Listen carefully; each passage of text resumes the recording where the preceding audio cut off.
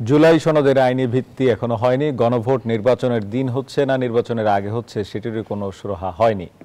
এর মধ্যে বিএনপি আজকে 237 আসনে প্রার্থী ঘোষণা করেছে, 8টি আসনে প্রার্থী ঘোষণা করেছে এনসিপি। এই প্রার্থী ঘোষণায় নানা রকম চমক রয়েছে আমরা যেটি দেখেছি। একই সঙ্গে যারা মনোনয়ন পাননি তাদেরও নানা রকম ক্ষোভ আক্ষেপ সেগুলো ধীরে ধীরে প্রকাশ পাচ্ছে। কথা বলতে চাই বিএনপির প্রার্থী ঘোষণায় ভোটের রাজনীতি কি আরও জমজমাট হলো কিনা সেই বিষয়টি নিয়ে। আমরা এমনিতেই ভোট নিয়ে যে ডামাডোল দেখতে পাচ্ছিলাম, আর এই প্রার্থী ঘোষণার পরে গণমাধ্যম সহ বিভিন্ন এলাকা থেকে যে ধরনের প্রতিক্রিয়া দেখতে পাচ্ছি, মোটামুটি জমজমাট হচ্ছে, ভোটের রাজনীতি শুরু হয়ে গেছে। তিনজন অতিথি আমাদের সঙ্গে আজকে যুক্ত আছেন আরআইসিএল স্টিল জনতন্ত্র গণতন্ত্রে। আমার ডানে আছেন জনাব মাওলানা আহমদ আলী কাসেমি, সিনিয়র নায়েবে আমির খেলাফত মজলিস, স্বাগত আপনাকে।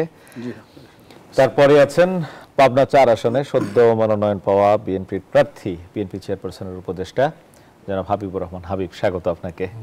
স্বাগত জানাই জেএসডি সাধারণ সম্পাদক শহীদুদ্দিন মাহমুদ স্বপন ভাই, আপনাকেও। দর্শক, পুরো আয়োজনে আপনাদের সঙ্গে আছি আমি শেখ জায়েদ। তিনজন অতিথির কাছেই একের পর এক যাব। শুরুতেই জনাব হাবিবুর রহমান হাবিব, আপনার কাছে আসতে চাই। বিএনপি 237 আসনের প্রার্থী ঘোষণা করেছে। এরই মধ্যে যারা মনোনয়ন পাননি তারা তাদের ক্ষোভ প্রকাশ করছেন নানাভাবে। বিশেষ করে চট্টগ্রাম আমরা দেখেছি, ঢাকা চট্টগ্রাম মহাসড়কে আগুন জ্বালিয়ে সড়ক অবরোধ করে বিক্ষোভ হয়েছে। ঢাকা ভাঙা এক্সপ্রেসওয়েতে টায়ার জ্বালিয়ে বিক্ষোভ হয়েছে। নানান জায়গায় প্রতিক্রিয়া দিচ্ছেন। এছাড়া আমরা কিছু বৈচিত্র্যও দেখছি, যেমন 3 জন প্রবাসী সিলেট বিভাগ থেকে মনোনয়ন পেয়েছেন, বেশ কয়েকজন নারী প্রার্থী মনোনয়ন পেয়েছেন, জুলাই যোদ্ধারাও আছেন এর মধ্যে। এছাড়া দলীয় পদ স্থগিত থাকা অ্যাডভোকেট ফজলুর রহমানও অবশেষে মনোনয়ন পেয়েছেন। 36টি আসন ফাঁকা রাখা হয়েছে, বলা হচ্ছে শরিকদের জন্য। আপনাদের এবারের 237 আসনের প্রার্থী ঘোষণা নিয়ে আপনার দৃষ্টিতে কেমন হলো এই প্রার্থী? আপনাকে ধন্যবাদ। আপনার মাধ্যমে নিউজ 24-এর সম্মান দর্শক শ্রোতাদেরকে সশ্রদ্ধ সালাম। বিজ্ঞ দুজন আলোচক, আমার প্রিয় মৌলানা মোহাম্মদ কাশিমি ভাই এবং জাসদের সাধারণ সম্পাদক মোহাম্মদ স্বপন ভাই, শুভেচ্ছা। আমি সর্বপ্রথম আমার দলের চেয়ারপারসন দেশনেত্রী বেগম খালেদা জিয়া, দলের ভারপ্রাপ্ত চেয়ারম্যান জনাব তারেক রহমান, দলের মহাসচিব সহ স্থায়ী কমিটির নেতৃবৃন্দের প্রতি কৃতজ্ঞতা প্রকাশ করছি। তারা আমার নামটা আজকে ঘোষণা করেছেন। যেহেতু আমাকে অনেক আগেই দলের ভারপ্রাপ্ত চেয়ারম্যান আমাকে বলে দিয়েছিলেন আরও পাবনার 3টি আসন, আমারটা সহ 4টি। তারপরে আমি তাদের প্রতি কৃতজ্ঞতা প্রকাশ করছি। সাথে সাথে আমি আমার এলাকার নির্বাচনী এলাকার যে সমস্ত দলের নেতাকর্মী আছেন, যারা আমার সাথে এককভাবে একেবারে ওতপ্রোত জড়িত, তারা সহ দল করতে গেলে আমরা প্রতিযোগিতা থাকে, সেখানে আমার হয়তো কিছু আমরা একসাথেই চলি, একসাথেই কথা বলি, তারপরে হয়তো নিজেদের ভিতরে একটা প্রতিযোগিতা ছিল। সবাইকে নিয়ে আমি নির্বাচনটা করব। যেমন আমার ওখানে এবার কোনো প্রার্থী ছিলেন না, 18 সালে 20 জন প্রার্থী আমরা নমিনেশন চেয়েছিলাম, তার ভিতরে আমাকে নমিনেশন দিয়েছিলেন। এবারে আমার ওখানে দৃশ্যমান কোনো প্রার্থী ছিল না। সেখানে আমারই একসময় খুব কাছের কর্মী আর ছাত্রদের জেলা কমিটির সদস্য বানিয়েছিলাম, পরে উপজেলা ছাত্রদের আহ্বায়ক করেছিলাম, পৌর বিএনপির সাবেক সাধারণ সম্পাদক জাকারিয়া পিন্টু। ও আমাকে বলেছিল, ভাই আমি প্রার্থী হব, আপনার যাকে নমিনেশন দেয় দল। তা আমি ওয়েলকাম জানিয়েছিলাম, কারণ হলো বিএনপির মতো একটা দলে 4-5 জন প্রার্থী থাকবে, এটাই স্বাভাবিক। তো সেখানে সে ছিল। আমার মনোনয়ন ঘোষণার সঙ্গে সঙ্গে আমি তাকে ফোন করেছিলাম, সে আমাকে অভিনন্দন জানিয়েছেন এবং পরবর্তী সময়ে সে তার ফেসবুক পেজেও নির্বাচনে সবাইকে অংশগ্রহণ করার জন্য আহ্বান জানিয়েছেন। আরেকজন সাবেক সংসদ সদস্য আছে, তাকে আমি ফোন করেছিলাম, কিন্তু তাকে আমি পাইনি। তাছাড়া সব মোটামুটি ইতিমধ্যে আমাদের পুরো ভারপ্রাপ্ত সাধারণ সম্পাদক, প্রেস ক্লাবের সাধারণ সম্পাদক ফজলুর রহমান, সেও আমাকে ফোন করে, অনেকেই, সুমার খান পত্রিকার মালিক, আপনার আসনে আমার আসলে মোটামুটি হ্যাঁ সবাই, আমি সবার সাথে যোগাযোগ করতেছি। আমার কথা, আমি পাবনা জেলা বিএনপির আহ্বায়ক, আমি তো সবার গার্জিয়ান। অতএব আমার এলাকায় হয়তো যারা ছিল মনোনয়ন তো পেতে পারে, আমি সেজন থাকবো না, তৈরি তো হতে হবে। এই জন্য আমার কারোর প্রতি কোনো বিদ্বেষ নেই। সবাইকে নিয়ে পাবনার 4টি আসন ঘোষণা হয়েছে, একটা এখনো বাদ আছে। আমি আশা করি পাবনা 4টি আসনে যে সমস্ত নেতৃবৃন্দ আছে বিএনপির, যারা পেয়েছেন, যেমন আমাদের পাবনা 2 সেলিম হাবিব কিন্তু আছে, 2 প্রার্থী ছিল।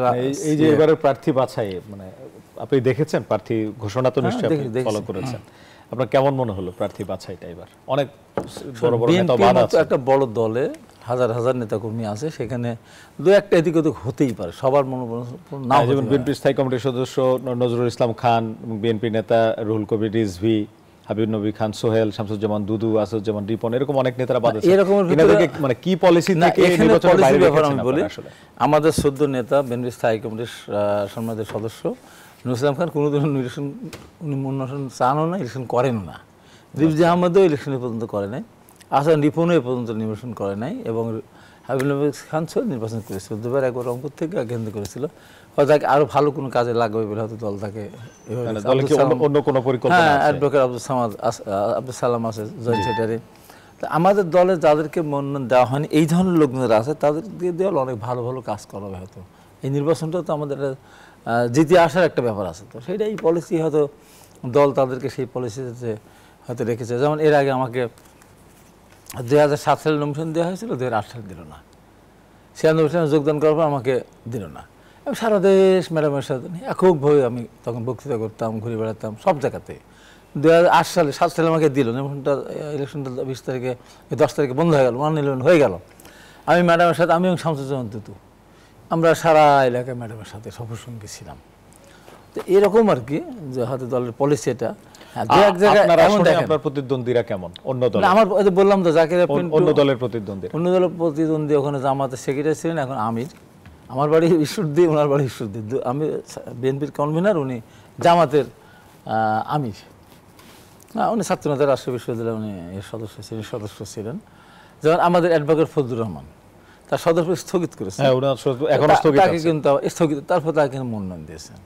তো এটা হলো অ্যাডভোকেট ফজলুর রহমানের ওই এলাকায় ব্যাপক জনপ্রিয়তা আছে। সব কিছু মিলে দল মনে করে দু একটা জায়গাতে এদিক ওদিক হতেই পারে, হয়তো সবার, হয়তো আমাদের দৃষ্টি, তার দৃষ্টিতে সে যোগ্য, দলের দৃষ্টিতে অন্য কোনো না কোনো কারণে হয়তো সে একটু এগিয়ে আছে। তো তার মানে এমন মহা বিপর্যয় হয়েছে তা না। রবীন ফারহানাকে যেমন দেয় নাই, না দেওয়ার পেছনে যথেষ্ট কারণ আছে। সে রবীন ফারহানা তো বিএনপি নেতা, আমাদের নেত্রী যারা, মহিলা নেত্রী যারা বহুদিন 63টি আসন কি জোটের জন্য রেখেছেন? হ্যাঁ, আসন রেখেছে। এর ভিতরে হয়তো জোটের প্রার্থীদের জন্য হয়তো আসনটা সংরক্ষিত রেখেছে, এবং এর ভিতর থেকে আমাদের কিছু জায়গায় প্রার্থী ঘোষণা করা হয়েছে। তারপরেও সেখানে জোটের ক্ষেত্রে, জোটের স্বার্থে হয়তো তাদেরকেও এমনও দু একটা আসন থাকতে পারে যে সেখানে তাকে উড্ড করে তাকে অন্য আরো ভালো কাজে লাগানোর জন্য বলতে পারে যে আপনি এই ঘোষণার পরে কি বিদ্রোহী প্রার্থী হবে আপনাদের দলে মনে হয়? মনে হয় না। জি, ধন্যবাদ আপনাকে। আপনার কাছে আবার আসবো। জনাব শহীদুদ্দিন মাহমুদ স্বপন, এনসিপিও 8টি আসনে প্রার্থী ঘোষণা করেছে। নাহিদ ইসলাম ঢাকা 11 থেকে নির্বাচন করবেন, তাসনিম জাহরা ঢাকা থেকে করছেন, তারপরে ঢাকা থেকে এনসিপি নেতা নাসিরউদ্দিন পাটোয়ারি, তিনিও নির্বাচন করছেন, সার্জিস আলম করবেন পঞ্চগড় থেকে, এবং সার্জিস আলম আজকে বলেছেন যে 300 আসনেই তারা শক্তিশালী প্রার্থী দিতে প্রস্তুতি নিচ্ছেন। এছাড়া বিএনপির মধ্যে যারা তরুণ মনোনয়ন বঞ্চিত আছেন, তাদেরকেও দাওয়াত দিয়েছেন তাদের দলের প্রার্থী হতে। আপনার কাছে কি মনে হয় নির্বাচনের আগে ভাগে এই ধরনের পরিস্থিতিতে বিএনপির লোকজন কি এনসিপিতে যেতে পারেন কিনা? বিএনপির এই প্রার্থী ঘোষণাটাকেও আপনি কিভাবে মূল্যায়ন করবেন, বা নিশ্চয়ই দেখেছেন কাদেরকে প্রার্থী করা হয়েছে? ধন্যবাদ আপনাকে, হাবিব ভাই এবং কাশিমি ভাই, সিনিয়র দুজন রাজনীতিবিদ। আমাদেরকে আমার পক্ষ থেকে, আমার দলের পক্ষ থেকে শুভেচ্ছা জানাচ্ছি, সালামত জানাচ্ছি। নির্বাচন ফেব্রুয়ারিতে আমরা জানি, সকলেই মিলিয়ে নির্বাচনের লক্ষ্যেই এগোচ্ছে। বিএনপির আজকে প্রার্থী তালিকা ঘোষণা করা সেই গতিকে আর একটু বাড়িয়ে দিয়েছে নিশ্চয়ই, কোনো সন্দেহ নাই। এটি নির্বাচনে আবহাওয়াটাকে প্রভাবিত করবে, এটি স্বাভাবিক। আমরা আমার দল এবং আমরা যে জোটটির প্রতিনিধিত্ব করি সেটি হলো গণতন্ত্র মঞ্চ। আপনি জানেন যে আমরা প্রায় 15 দিন আগে আমরা আমাদের জোটের পক্ষ থেকে 138টি আসনে আমরা প্রার্থী তালিকা ঘোষণা করেছি। তো আজকে এনসিপিও আপনি ঘোষণা করছেন বলেন, এই প্রার্থী তালিকা তো ঘোষণা সকলের চলতে থাকবে। তো এটি এর ভিতরে বিভিন্ন প্রশ্ন আছে, কার সাথে কার জোট হচ্ছে অথবা হচ্ছে না, এগুলো নিয়ে সামনে অনেক আলোচনা হতে পারে, সেই আলোচনা চলমান। এখন যারা প্রার্থী তালিকা ঘোষণা করছে অন্য দল, তাদের প্রার্থী কেমন হয়েছে সে বিষয়ে মন্তব্য করাটা খুব সুন্দর বা সমীচীন বলে মনে করি না। যেমন বিএনপি অথবা কি বলে এনসিপি যার মতো করে ঘোষণা করছে। আমরা যেটা বলতে চাই সেটি হচ্ছে যে আমরা জুলাই গণ অভ্যুত্থানের অংশীজন এবং দীর্ঘ সময় ধরে আমরা ফ্যাসিবাদ বিরোধী লড়াইয়ের যুগপৎ ধারায় আন্দোলনের শরিক ছিলাম। আমরা সেই আন্দোলনের শরিকদের সাথে এখন পর্যন্ত সেই আন্দোলনের ধারাবাহিকতায় যে সম্পর্কিত থাকবার বিষয় আছে সেটি আমরা এখনো আছি। নির্বাচন তো আরেকটা বিষয়, ফ্যাসিবাদ বিরোধী লড়াইয়ের ধরন বা আর নির্বাচন আর এই জায়গাটার পার্থক্য আছে। সেই পার্থক্য জায়গা আন্দোলন করবার, সংগ্রাম করবার প্রয়োজনীয়তা, পাশে থাকবার, একসাথে চলার প্রয়োজনীয়তা আর নির্বাচনী প্রয়োজনীয়তা থাকে, কিন্তু সেটা আপেক্ষিকভাবে কিছুটা গুরুত্ব হারায়, হয়তো সেটি হারাবে। কিন্তু আমরা যে লড়াই সংগ্রামকে সামনে নিয়ে, যে লক্ষ্যকে সামনে নিয়ে আন্দোলনটি করেছিলাম, আমাদের লক্ষ্যের জায়গাটা হচ্ছে যে একটি আগামী নির্বাচনটাকে আমরা শুধু ক্ষমতা বদল করবার বা ক্ষমতা পাল্টানোর একটা নির্বাচন হিসাবে দেখতে চাইনি। যার জন্য বিএনপির সাথে আমরা একাধিকবার বৈঠক করেছি এই নির্বাচন নিয়ে, গণতন্ত্র মঞ্চ।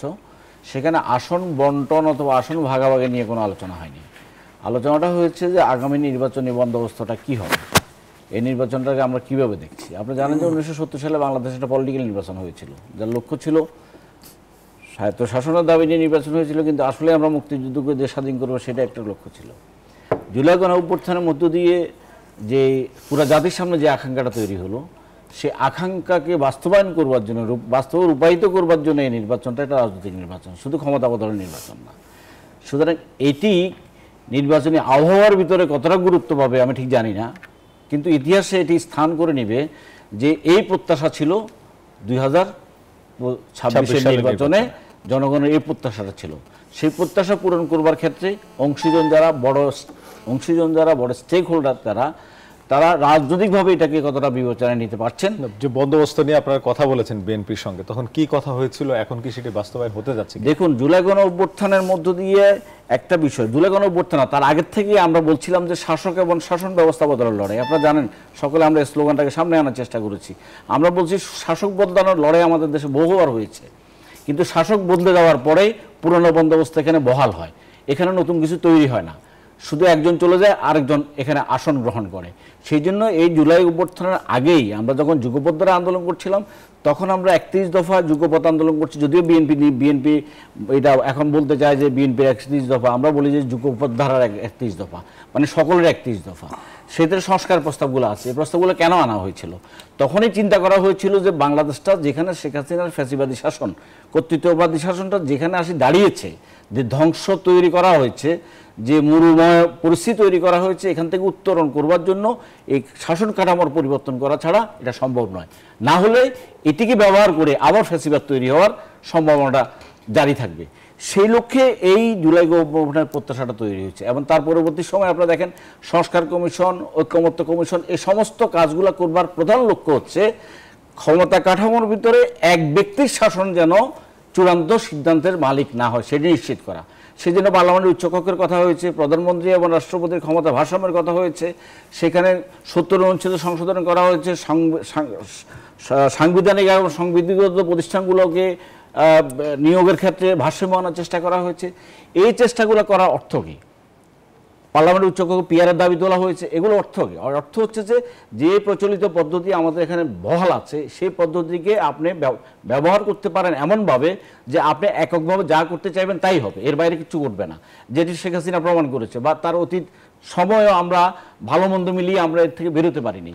সুতরাং এই ভারসাম্য জায়গাটা তৈরি করবার চ্যালেঞ্জ হচ্ছে এই নির্বাচন। সেই জন্য একটি গণঅভ্যুত্থানের যে আমরা সংস্কারের যে রূপরেখা তৈরি করেছি, সেখানে যে নতুন করে বিতর্ক তৈরি হচ্ছে, সেই বিতর্কের জায়গাটার ফোকাল পয়েন্ট হলো একটা ভারসাম্য তৈরি করবার যদি ব্যবস্থা এখানে না থাকে, আপনাকে যদি একক ক্ষমতা দেওয়া হয়, যেমন এই ভারসাম্য তৈরি করার প্রশ্ন যখন আসে, তখন বড় দল যারা মনে করেন যে হাইব্রিডের দল আগামী দিনে সরকার গঠন করবার একটা সম্ভাবনা তো আছেই বড় দল হিসাবে, ওনারা হয়তো মনে করেন যে এবার সরকারের হাত পা বেঁধে দেওয়া হচ্ছে, ক্ষমতা কমে যাচ্ছে। কিন্তু ক্ষমতা কমার বাড়ার বিষয়টা এখানে প্রধান নয়, প্রধান হচ্ছে যে স্বৈরাচারী হওয়ার বন্দোবস্ত এখানে নিহিত আছে কিনা।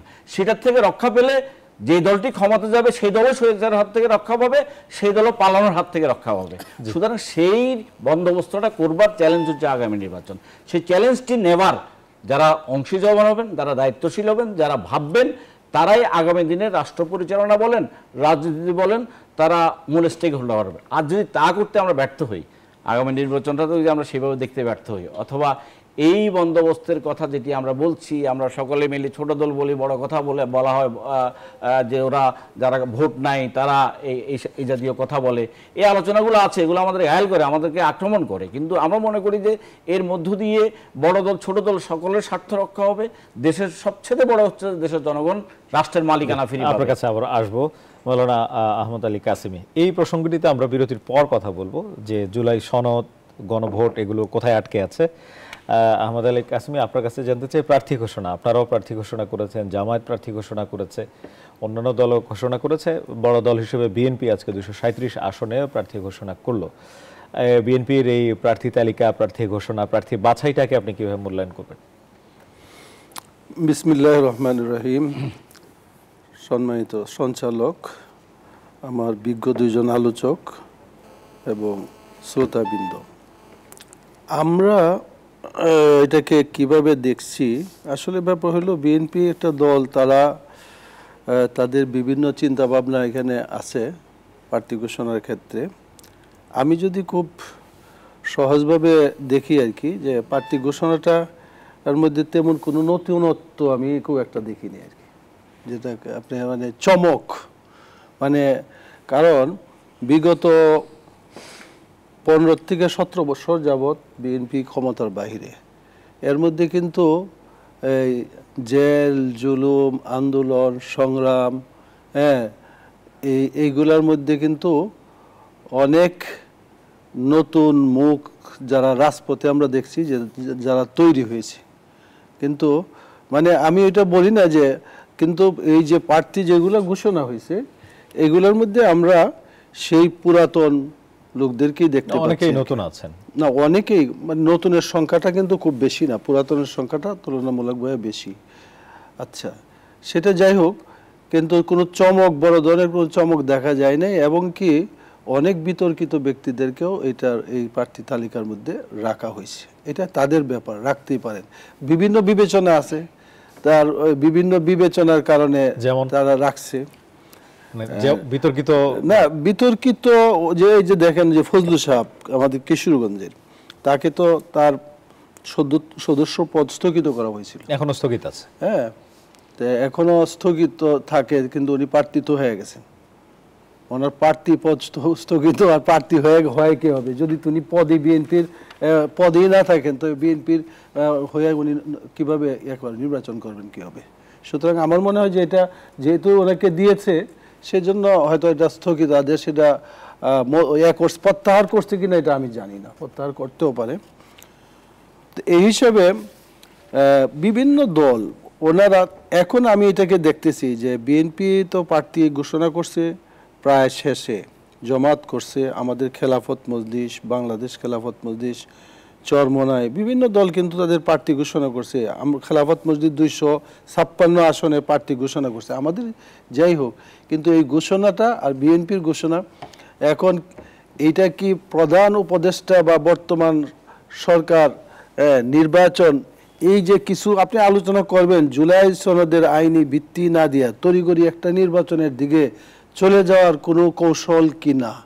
কারণ প্রার্থী বিএনপি ঘোষণা করে ফেললে সারা দেশে যদি নির্বাচনী একটা এমএস তৈরি হয়ে যায়, তো সুতরাং এইগুলোর মধ্যে জুলাই সনদের আইনি ভিত্তি দেওয়া এবং সেই অনুযায়ী একটা নির্বাচনের ব্যবস্থা করার যে কথা, এইগুলা তো বিএনপিও অনেকটার মধ্যে তারা, এবং এখানে গণভোট হবে, তারপরে গিয়ে জাতীয় নির্বাচন হওয়ার কথা আছে। তো এই সবগুলোর পিছনে এখন ভালো খারাপ আমরা এখানে বসে অনেক ধরনের মন্তব্যই করতে পারি, কিন্তু কিছু সময় গেলে, যেটা জানেন যে প্রধান উপদেষ্টার সভাপতিত্বে আজকে যে বৈঠক হয়েছে, সেখানে তিনি দলগুলার মানে ঐক্যমতে আসার জন্য সবকিছু 7 দিনের সময় দিয়েছেন। এই কয়েক মাস, প্রায় 1 বছর যাবত ওনারা বৈঠক করে অনেক ব্যাপারে একমত হইতে পারেন নাই। এখন 7 দিনে যদি একমত হয়ে যায়, আবার যদি একমত না হয় তারপরে কি হবে, তারা বলছেন যে তাই ব্যবস্থা তাদের মতো করে তারা এটার একটা ব্যবস্থা নেবেন বা অগ্রসর হবেন। তো সেই জন্য আমার মনে হয় যে এই ফয়সালাগুলো না করে যদি একটা নির্বাচনের দিকে অগ্রসর হয়, তাহলে নির্বাচন হবে, যেটা স্বপন ভাই বললেন যে আমরা এই আগের মতো একটা নির্বাচন আমরা কিন্তু চাই নাই। এই নির্বাচনটা এরকম হইতে হবে যে ভবিষ্যতে যারা ক্ষমতায় আসবে তারা যাতে কোনো না কোনোভাবে তারা যাতে স্বেচ্ছাচারিতা, স্বৈরাচারী মনোভাব যাতে তাদের মধ্যে না আসে। মানে জনগণের প্রতিনিধি হিসাবে জনগণের কাছে একটা দায়বদ্ধতা, এটা যাতে সত্যিকার অর্থে যাতে সেই দায়বদ্ধতা তারা মেনে চলে। কারণ আমরা জনগণের প্রতিনিধি, অর্থ আমি যা ইচ্ছা তা করে ফেলবো, আমি আইনের ঊর্ধ্বে এবং আমার দলীয় কর্মীরা আইনের ঊর্ধ্বে, শুধু বিরোধী দল যারা আছে ভিন্ন মতের মানুষকে শুধু খালি কারাগারে যাবে আর কি বলে যে তারা শুধু মামলা মোকদ্দমায় জড়াইবে, এই যে একটা মনোভাব, এইটা যাতে আমরা তৈরি না হয়। ক্ষমতায় যে থাক, ক্ষমতা তারা চালাবে এবং দেশের মানুষ যাতে একটা শান্তি এবং নিরাপত্তার সাথে তারা থাকতে পারে। সুতরাং এই ধরনের একটা নির্বাচনের দিকে আমাদের যাওয়া দরকার। ধন্যবাদ আপনাকে। একটা বিরতি নিব। 5 দাবিতে 6 নভেম্বর প্রধান উপদেষ্টাকে স্মারকলিপি দেবে জামায়াত সহ 8টি দল। আর জুলাই সনদ বাস্তবায়নের আদেশ জারি, জাতীয় সংসদ নির্বাচনের আগে গণভোটের আয়োজন এবং সংসদীয় আরপিও খসড়ায় যেন কোনো পরিবর্তন না আনা হয় সেই দাবিও করা হয়েছে। আজকে একটি সংবাদ সম্মেলনে 8টি দলের পক্ষ থেকে এই দাবি করা হয়েছে। বিরতিতে যাচ্ছি, ফিরে এসে এই বিষয়গুলো নিয়ে কথা বলতে চাই। ফিরছে একটু পর, সাথে থাকুন। বিরতির পর আবারও স্বাগত। দেখছেন আরএসএল স্টিল গণতন্ত্র সঙ্গে আছে শেখ জায়েদ। কোথায় যেন আটকে আছে জুলাই সনদ, ঝুলে আছে গণভোটের সিদ্ধান্ত। সরকার আজ বলেছে 7 দিন সময় দেওয়া হয়েছে রাজনৈতিক দলগুলোকে, তারা যেন নিজেদের মধ্যে আলোচনা করে সিদ্ধান্ত নেয় যে গণভোট কখন হবে সেই বিষয়ে। অন্যথায় সরকার নিজেরা একটি সিদ্ধান্ত জানিয়ে দিবে, এটিও বলেছেন আইন উপদেষ্টা ডক্টর আসিফ নজরুল। 5টি দাবিতে 6 নভেম্বর প্রধান উপদেষ্টাকে স্মারকলিপি দেবে জামায়াত সহ 8টি দল এবং তারা এই জুলাই সনদ বাস্তবায়নের আদেশ জারি, জাতীয় সংসদ নির্বাচনের আগে গণভোটের আয়োজন এবং আরপিওর খসড়া যেটি সংশোধন করা হয়েছে সেটি যেন আর সংশোধন করা না হয় সেই দাবিটিও তারা এর মধ্যে রেখেছে। আর আলোচনায়, রাজনৈতিক দলগুলোর আলোচনায় রেফারি হিসাবে প্রধান উপদেষ্টাকে চায় জামায়াত ইসলামী। এই প্রসঙ্গগুলো নিয়ে কথা আটকে আছে। কোথায় আসলে জুলাই সনদ জানতে চাই স্বপন ভাই আপনার কাছে। আগে শহীদুদ্দিন মাহমুদ স্বপন, আটকালো কে, কোথায় আটকে আছে, গণভোট নিয়ে এই বিতর্ক কেন হচ্ছে এখন? আমি তো আগের আলোচনা যেটি বলতে চাচ্ছিলাম সেটি হচ্ছে যে এই জুলাই সনদটার লক্ষ্যটা কি। আমরা এতদিন পর্যন্ত যারা কাজ করছিলাম সেই কাজগুলা করবার একটা লক্ষ্য তো আমাদের ছিল। সেই লক্ষ্যটা ছিল যে যেটি আমরা ইতিমধ্যে আলোচনা করেছি যে একটা ভারসাম্যমূলক রাষ্ট্রীয় কাঠামো যেন তৈরি করা। এখন যে সিদ্ধান্তে আছে, এখন যেখানে আছে আমরা সেখানে বিএনপি বলছে প্রতারণা করা হয়েছে বিএনপির সঙ্গে। আমরা এটা এই কথাটা বলছি, আমরা যারা ঐক্যমত্য কমিশনের যেসব প্রশ্নগুলোতে আমরা একমত হয়েছিলাম এবং যেসব প্রশ্নগুলোতে নোট অফ ডিসেন্স ছিল সেগুলো সহ কিন্তু জুলাই সনদ তৈরি হওয়ার কথা ছিল। এবং শুধুমাত্র কমিশনে 3টি বিষয় দ্বিমত ছিল। একটি হচ্ছে যে গণভোটটি কখন হবে, যেটা গণভোটে আমরা একমত হই কখন হবে, জুলাই সনদের আদেশ কে দিবেন, সরকার নাকি রাষ্ট্রপতির হবে। তৃতীয় হচ্ছে যে গণভোট একসাথে হবে না, আগে পরে হবে। এবং যেসব প্রশ্নে আপনার নোট অফ ডিসেন্সগুলো ছিল সেগুলো জুলাই সনদে উল্লেখিত থাকবে। এই নিয়ে কিন্তু ঐক্যমত্য কমিশনের বৈঠক শেষ হয়েছিল এবং এই বিষয়ে বাস্তবায়ন প্রক্রিয়া নিয়ে সরকার কাছে রিপোর্ট পেশ করবে কমিশন। সেখানে দেখা গেল যে কমিশন সেই জায়গা থেকে শিফট হয়েছে। রিপোর্টে নোট অফ ডিসেন্ট নাই, বিএনপিরও নাই, এনসিপিরও নাই, জামাতেরও নাই, কারোই কোনো দলেরই। হ্যাঁ, কারণে তাহলে এটি একটা ফান্ডামেন্টাল জায়গা ছিল। আপনি নোট অফ ডিসেন্স ঐক্যমত্য হয় কিনা সেটা আরেক প্রশ্ন, এটি নিয়ে গণভোটে যাবেন কিভাবে সেটি আরেক প্রশ্ন। কিন্তু আপনি যখন ওই ঘর থেকে বের হলেন এই আলোচনা করার মধ্য দিয়ে যে এই পর্যন্ত আমরা একমত হয়েছিলাম, পরে আপনি যখন এটা বাতিল করছেন এবং এইটার ভিত্তিতে কিন্তু আমরা জুলাই সনদ স্বাক্ষর করেছি, এটি থাকবে না। এখানে একটা নোট লেখা আছে, আপনি পড়েছেন নিশ্চয়, যে যারা সংখ্যাগরিষ্ঠ আসন পাবে, যারা নির্বাচন ইশতেহারে তারা যে বক্তব্য দিয়েছেন সেটির পক্ষে যদি যারা সম্মতি পান তাহলে তারা সেই মোতাবেক সংবিধান সংশোধন করতে পারবেন। অর্থাৎ যেমন 70 অনুচ্ছেদ ধরেন, 70 অনুচ্ছেদে কমিশনের সিদ্ধান্ত হচ্ছে আস্থা ভোটের অর্থ বিল। আর বিএনপির নোট অফ ডিসেন্স ছিল যে কি কোথায় সংবিধান সংশোধন এবং যুদ্ধ অবস্থা বিরাজ করলে সেখানে। তাহলে কমিশনের সিদ্ধান্ত হলো 2টা আর বিএনপি আরও 2টা যোগ করছে। বিএনপি যদি রাষ্ট্র ক্ষমতায় দেয়, পার্লামেন্টের সংখ্যাগরিষ্ঠ আসন পায়, তাহলে তারা সেটিও করতে পারবে। এই ঐক্যমতটা তৈরি হয়েছিল। কিন্তু আপনি যখন সাবমিট করলেন গভর্নমেন্টের কাছে সেগুলো নাই। তার মানে হচ্ছে আপনার যেসব বিষয়ে আপত্তি, এবং মেজরলি যদি বলা যায় যেসব বিষয়ে আমরাও একমত হয়েছি, বিএনপি গুলো ডিফার করেছে। আপার হাউসে বিএনপি পিআর রাজি হয়নি, আমরা বলছি পিআর লাগবে। কেন লাগবে? ভারসাম্য প্রতিষ্ঠা করার জন্য এটাই দরকার। তা না হলে এটা লোয়ার হাউসের একটা এক্সটেনশন হবে, এটা দিয়ে কোনো লাভ নাই। আপার হাউস সংবিধান সংশোধনের ক্ষমতা লাগবে, বিএনপি বলছে যে আপার হাউসের সংবিধান সংশোধনের ক্ষমতা লাগবে না, তার নোট অফ ডিসেন্ট আছে। এখন প্রশ্ন হচ্ছে তার দৃষ্টিভঙ্গিতে তার সাথে থাকতে পারে, আমরা চেয়েছি এটাকে আরো বেশি ভারসাম্যমূলক করবার। এখানে সমস্যাটা কি ঐক্যমত কমিশনই সৃষ্টি করেছে?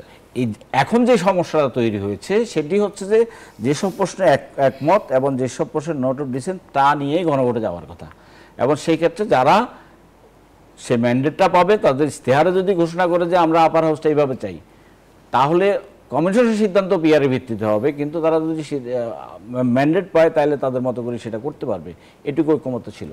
কিন্তু কমিশনে সাবমিট করলো, সেখানে তো কোনো থাকলো না, সিদ্ধান্তগুলোকে জানিয়ে দেওয়া হলো। সিদ্ধান্ত কি? একটা উদাহরণ দিয়ে বলে, আপার হাউস হলো পিআরে, তো পিআরে তো বিএনপি মানে না, তাহলে এটা সিদ্ধান্ত হলো কিভাবে? সিদ্ধান্ত বিএনপি একমত হয়েছে তার ট্যাক্সটা সহ, তার বক্তব্যটা সহ।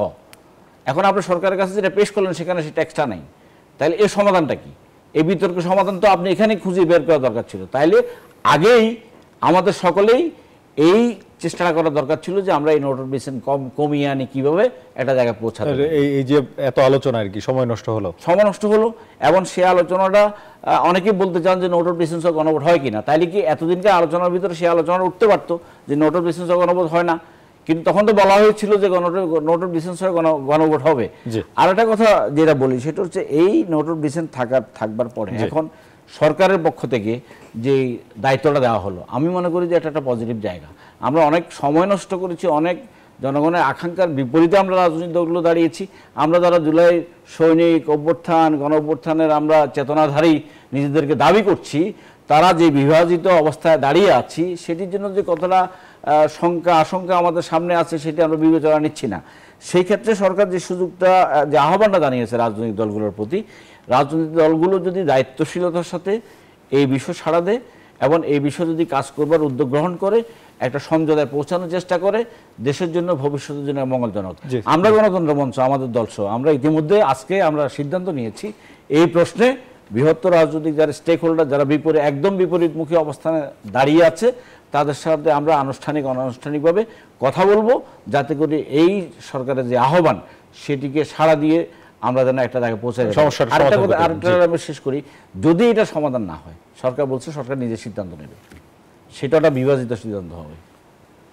সেটাও তো একটা পক্ষ গ্রহণ করবে আর একটা পক্ষ গ্রহণ করবে, দুইটা মিলে যদি গ্রহণ করবে, সরকারের কাছে কোনো ফর্মুলা থাকতো তাহলে সরকার ইতিমধ্যে সেটা দিত, কিন্তু যেহেতু সরকারের কোনো ফর্মুলা নাই, এজন্য আবার আপনাদের আমাদের ঘাড়ে দিয়েছে। এখন আমরা যদি সরকারের ঘাড়ে আবার ঘাড়ে দিয়ে দিই, তাহলে সরকার যে সিদ্ধান্তটা নেবে সেটা বিভাজিত, আর সেটা একটা পক্ষ মানবো আর একটা পক্ষ মানবো না। তাহলে ফেব্রুয়ারি নির্বাচন হচ্ছে না হচ্ছে না, এই প্রশ্নটা কি দাঁড়িয়ে সেই প্রশ্ন চলে আসবে। ধন্যবাদ আপনাকে আহমদ আলী কাসেমি। সংক্ষেপে আপনার কাছে জানতে চাই, পরে বিরতির পর আবারও আপনার কাছে আসবো, সেটি হচ্ছে যে আপনারা এর মধ্যে আন্দোলনে আছেন, আপনার কাছে আসবো, আপনারা আন্দোলনের মধ্যে আছেন এখনো, তো এই আন্দোলনের সমাধান দেখছেন? আন্দোলনে তো সমাধান হয়, দেরিতে হইলেও তো আন্দোলনের সমাধান হয়েছে বাংলাদেশে না। আপনারা এখন পর্যন্ত আন্দোলনের এখন পর্যন্ত আমরা নিয়মতান্ত্রিকভাবে, মানে এগুলো তো বড় ধরনের কোনো আন্দোলন না, আমরা স্মারকলিপি দেওয়া বা গণমিছিল করা, এগুলোর দ্বারাতে আমরা চাচ্ছি যে গণভোটটা কখন হবে, যেটা আমরা সবাই বলছি যে গণভোট হবে, মানে গণভোট আগে চাচ্ছি, নির্বাচনের আগে, গণভোটকে বলছেন জুলাই সনদের বৈধতা, এটা একটা আদেশের মাধ্যমে সেটা যাতে হয়ে যায়। তো গণভোট, এবং আমরা এই জুলাই সনদ যখন একটা আইনি ভিত্তি পাবে, এটির ভিত্তিতে নির্বাচন, জি জি, সেটার ভিত্তিতে একটা নির্বাচন হবে, এটা সহজ কথা। এই জিনিসটার মধ্যে হইলে সহজে আমরা একটা সমাধান মনে করি, কিন্তু কেন জানি এটাকে তারা বিলম্বিত করার, অথবা নির্বাচনের দিন গণভোট নিয়ে যাওয়া, এবং সেই দিন নির্বাচনের দিন গণভোট হলে সমস্যা কি হবে আপনাদের কি মনে হয়? ভাই, আমরা চাচ্ছি যে জুলাই সনদের আইনি ভিত্তি হওয়ার পরে এইটার ভিত্তিতে নির্বাচন, আগে ওইটার ভিত্তিতে নির্বাচন হবে জুলাই সনদের জন্য যে গণভোট, সেটাই হইল না, আর সেই দিনেই নির্বাচন হয়ে যেতে, এটা হয় কি হবে? যার কারণে আমরা বলতে যে গণভোট আগে হবে, এবং গণভোট হইলে জুলাই সনদটা আইনি ভিত্তি পাবে, আইনি ভিত্তি পাওয়ার পরে এর আলোতে আগামী জাতীয় সংসদ নির্বাচন হবে। এটা তো আমাদের পরিষ্কার কথা। জি, ধন্যবাদ আপনাকে জনাব হাবিবুর রহমান হাবিব। আপনার কি মনে হয় এটি এই যে আবারও 7 দিন সময় দেওয়া হলো, এই যে আপনারা জুলাই গণঅভ্যুত্থানে যে রাজনৈতিক দল, যে পক্ষগুলো, সাধারণ মানুষ এবং নতুন রাজনৈতিক দল হয়েছে, এরা মানে একদিকেই ছিলেন, একদিকেই লড়াই করেছেন স্বৈরাচারের বিরুদ্ধে, সেখানে আবার নিজেদের মধ্যে নানা রকম বিভাজন, রাজনৈতিক ভিন্ন মত থাকে, কিন্তু এই জায়গাটিতে যে অনৈক্য, সেটি কি সমাধান হবে এই 7 দিন যে সময় দেওয়া হলো? 7 দিন সময় যদি রাজনৈতিক দলগুলোকে দিবে, তো 8 মাস ধরে কি করলো? চা নাস্তা খেলো কেন? আপনারা তো খেয়েছেন। কফি খেলো কেন? বিলটা কে দিবে? জনগণের ট্যাক্সের পর তো বিল, একে তামাশা, হ্যাঁ তামাশা। এতদিন পর, এতদিন ধরে নাস্তা খেলেন, ভাত খেলেন, গোস্ত খেলেন, মুরগির রান খেলেন, খেয়ে এখন বলতেছেন যে রাজনৈতিক দলগুলি সমাধান দেবে। তো দরকার ছিল কি আপনাদের? থাকারই বা দরকার কি? এগুলো জাতির সাথে তামাশা করা। তামাশার কারণ আছে, যে যা না, যে যোগ্য না, সেই জায়গায় এটা কাজ করবে। তারা তো কোনো চিন্তা করে না, গভীর ঘুমেও চিন্তা করে না, দিনের ঘুমেও চিন্তা করে না যে আমরা কোনো দেশ পরিচালনা করি, মন্ত্রী পদমে তাতে এগুলো বলবেই, এগুলো করবেই তারা। এই যে কমিশনের চেয়ারম্যান বা যে কাজটা করলেন, আপনার এখানে নোট অফ ডিসেন্ট রেখেই তো আমাদের বিএনপি স্বাক্ষর করেছিল, অন্যরাও করেছে, অন্যরাও করেছে। ওনার কি অধিকারটা কে দিল? ঐক্যমত কমিশনকে কে অধিকার দিল যে ওইটা নোট অফ ডিসেন্ট না রেখে আপনার রিপোর্ট সাবমিট করে? অধিকার পেল কোথায়? কোথায় পেল? যিনি ঐক্যমত কমিশন চেয়ারম্যান, কি অবদান আছে দেশের জন্য? কোন আন্দোলন ছিলেন? জুলাই আন্দোলন ছিলেন? এটা সমাধান কোন দিকে আসবে? সমাধান তারা চাচ্ছে এইগুলোকে হসপস বাদুক, তার ক্ষমতা যেন বিধীন থাকবে। ঐক্যমত কমিশন নরম নরম গদি, চেয়ারম্যান কিন্তু প্রধান নরম নরম গদি, চেয়ারম্যান কিন্তু তার সমস্ত করে দিয়েছে। তো চেয়ারম্যান তার সাবমিট করেন, আলী রিয়াজের সহসভাপতি, সহসভাপতি সাবমিট করেছে। আমি তার কথাই বলছি। আপনি এই জন্যই আমি এটা হ্যাঁ ঠিক আছে, থ্যাংক ইউ, সেটা আমি জানি, কিন্তু সাবমিটটা করেন। এখন আপনি দেখেন, এখন আমার হসপিটাল বাঁধিয়ে দিয়ে আপনি অনেক ক্ষমতা থাকতে চাচ্ছেন। একবার করে ভাবছেন যে ফেব্রুয়ারিতে নির্বাচন না হলে আপনারা ক্ষমতা থাকতে পারবেন না, এই সরকার থাকবে না? থাকবেই না। কেন থাকবে? এই সরকার কেন থাকবে? সেনাবাহিনী কেন এদের পাহারা দেবে? মরা লাশ কেন পাহারা দেবে? দেশের অর্থনীতি নিচের দিকে চলে, জিডিপি 3% নিচে চলে যাবে, ইনভেস্টমেন্ট নাই, কিচ্ছু নাই, বেকার সমস্যা দিন দিন বাড়ছে, গার্মেন্টস শ্রমিকদের গার্মেন্ট বন্ধ হয়ে যাচ্ছে। এটা কেন লাশ টানবে? ওনারা ক্ষমতায় থাকছেন, কিন্তু মূল ক্ষমতায় থাকা তো দূরের কথা, ফেরার পর দেশ থেকে পালাতে পারবে কিনা সেই সন্দেহ আমার। সর্বশেষ এত তাড়াতাড়ি আমাকে বেরিয়ে যাবে না, বিরতি থেকে এসে আবার আমাকে দিয়ে থেকে এসে আপনার সাথে কথা বলবো। দর্শক, একটা বিরতির সময় এসে হয়েছে, বিরতির পর আবারও আমরা যে প্রসঙ্গে কথা বলছিলাম এই প্রসঙ্গে কথা বলবো, সঙ্গে থাকবেন। বিরতির পর আবারও স্বাগত। দেখছেন RSLSTর জনতন্ত্র গণতন্ত্র। রাজনৈতিক পরিস্থিতিতে এখন নির্বাচনী ডামাডোল শুরু হয়ে যাচ্ছে, কিন্তু জুলাই সনদ এবং গণভোট নিয়ে জটিলতা এখনো আছে। সমাধান কোন দিকে? এক বাক্যে জানতে চাই তিনজনের কাছে। প্রথমে মাওলানা আহমদ আলী কাসেমি। সমাধান তো এখন এতদিন ঐক্যমত্য কমিশন এতগুলা রাজনৈতিক দল নিয়ে মিটিং করছে, এখন তাদেরকে নিয়েই মানে প্রধান উপদেষ্টা আজকে যে উনি 7 দিনের আলটিমেটাম দিলেন, আমি মনে করি যে এটা তাদের রাজনৈতিক দলদের উপরে একটা চাপ তৈরি করে নিজেরা করা, এটা ঠিক হবে না। বরং সমাধান এইভাবে তৈরি করতে হবে। সমাধান হয়েছেও, আমরা মনে করি যে উনি রেফারির ভূমিকা পালন করে একটা সমাধান করে আমরা যেটা করতে হবে যে জুলাই সনদের আইনি ভিত্তি দিয়ে এবং সেই অনুযায়ী নির্বাচনের ব্যবস্থা করা। আমরা সারা জীবন দেখলাম সরকারকে আলটিমেটাম দেয় বিরোধী দল। সরকার আপনাদের আলটিমেটাম দেয়? আমাদের সরকার আলটিমেটাম দেয়। এ কোন পাগলের দেশে আমরা বসবাস করতেছি বলেন তো? এটা হয় কোনোদিন? এতদিন ধরে ওনারা করলেন, এখন এসে বলতেছে বিরোধী দল, রাজনৈতিক দল সমাধান। আপনারা কি করবেন? আমাকে ওনাকে সমাধান দিতে হবে তো। ওনারা যে এই যে চিট করলো, যেটা আমাদের এখানে নোট অফ ডিসেন্টকেও ওনারা উড়াই দিলেন, এটা পারে না। সমাধান প্রধান উপদেষ্টাকে দিতে হবে, দিতে হবে তাদেরকে, না দিলে তাদের চলে যেতে হবে। শহীদউদ্দিন মোহাম্মদ স্বপন। না, এটা সরকার আলটিমেটাম দিয়েছে এরকম কোন শব্দ সরকারের পক্ষ থেকে বলা হয়নি। প্রেস শুনেছেন। আমি সরকারকে সাধুবাদ জানাই। রাজনৈতিক দলগুলোর ভিতরে বিদ্যমান যে সংঘাতের আশঙ্কা আমরা দেখছি, সেটার থেকে রক্ষা পেয়ে একটি শান্তিপূর্ণ বাংলাদেশ পথে হাঁটবার জন্য এই সরকার একটা ভালো উদ্যোগ আমি মনে করি। এটা কোনো ভালো উদ্যোগ এখন যদি কালকে বলি যে সরকার এটা কেন আয় করলো না, পরশু কেন করলো না, কিন্তু আগামী দিনটা আমার কী হবে আমি জানি না। সেই জন্য বলছি যে রাজনৈতিক দলগুলোর বড় দায়িত্ব এখানে বেশি, এবং এই সুযোগটা তৈরি হয়েছে যে আমরা যা কিছু অতীতে করেছি সেটা থেকে শিক্ষা নিয়ে এখন আমাদের একটা জায়গায় পৌঁছানো দরকার, যাতে করে আমরা নির্বাচনে যাইতে পারি, জুলাই সনদটাকে আমরা বাস্তবায়ন করতে পারি। সাগরের এটা পেটেও কোনো বিকল্প হাতির না। বাচ্চা হবে না। শান্তিপূর্ণ সমাধান প্রয়োজন। আসলে অসম্ভব একটা জিনিস রাজনৈতিক সরকার সামনে ছেড়ে দিলে হবে? দলগুলোর আবারও প্রধান উপদেষ্টা বল দিয়ে দিয়েছেন রাজনৈতিক দলগুলোর কোর্টে, কিন্তু একটি শান্তিপূর্ণ সমাধান না হলে আগামী নির্বাচন বাধাগ্রস্ত হতে পারে, যেটি শহীদুদ্দিন মাহমুদ স্বপন বলেছেন। আমাদের প্রত্যাশা একটি সুন্দর নির্বাচন হবে বাংলাদেশে, বাংলাদেশ শান্তির পথে হাঁটবে। আজকের আয়োজন শেষ করছি এখানে, ভালো থাকবেন।